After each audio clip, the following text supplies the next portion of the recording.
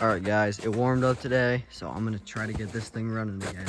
I found a TS650 kill switch, so I can wire that into the Ebox, and then I can figure out how to fabricate an Ebox mount, and that's what we're gonna do today. So this solenoid is definitely no good. It's freaking disgusting. So I'm gonna swap on this looking brand new one. This thing will probably fire right up. Red one's all done. Now I'm just gonna take care of that final one right here. I pulled out that old gross cup and I took this one out of this Ebox, and now I can stick it in there, and then I'll get my new starter solenoid all wired up. I'm just gonna drop in the new solenoid, and then I'm gonna hook up this black wire right here, right in the middle of those two, and then this thing should be scooting. I've got that wire hooked up. Start redoing all the connections that I undid. Now I've got the new solenoid in. I'm just gonna reconnect my battery, and this thing should fire up. Got all my wiring hooked up. Now we're gonna see if the button will work. Still nothing. Darn. I figured out the problem. We had this guy and this guy backwards. That was the whole problem the whole time. I didn't even have to do all that.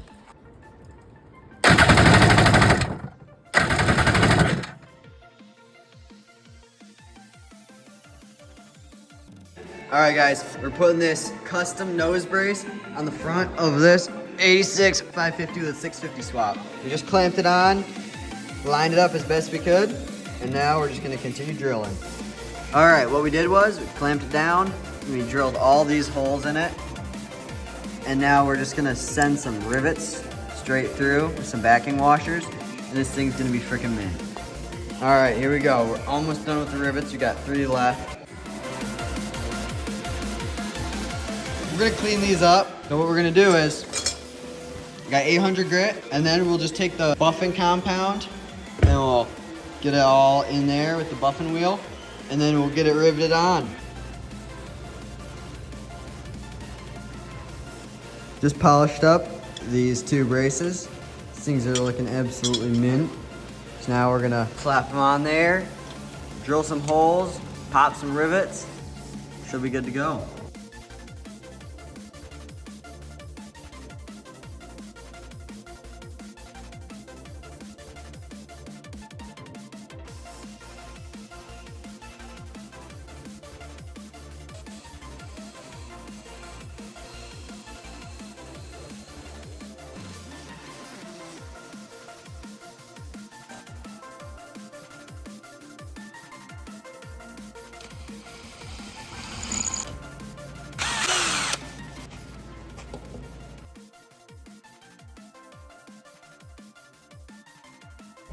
Just made these 2 shims out of some pipe, and they just slide around here, and it'll fit perfectly. Big sandwich. Back working on the 650 swap. I'm gonna attempt to fish this start-stop switch wire through the handle pull. So what I'm gonna do is wrap these wires up with tape, and then it should help this slide through a little bit nicer. So here we go. I got the cables all wrapped up in duct tape, and now I'm just gonna fish it through there, and hopefully this works.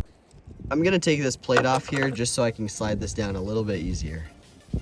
I ended up taking off the metal bracket that's right there that holds in the steering and throttle cable, and now I can just take this and stick it right down there. Now with just a little finagling, I got it to pop out down here. Now to get it down to the next part, just push it right through this other hole. Eventually it'll pop out down there. Now that we've got the kill switch routed all through, I can just pull off this duct tape and stick it back into the Ebox. All right, we've got the Ebox wire plates bolted down. That one needs a little bit more.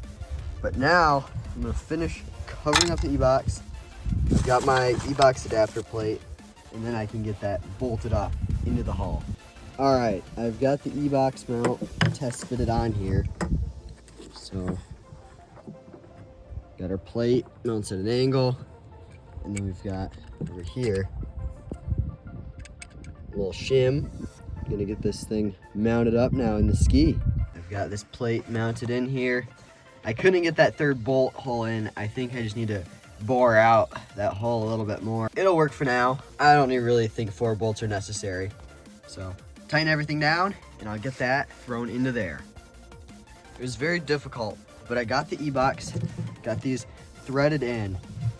It's very hard to get the washers to stay on there. What I did was I took a little bit of 1211 I had sitting around and I put it on those spacers. If you can see that down there, to hold the washers on, just to give it a little bit more grip while I tighten it on there.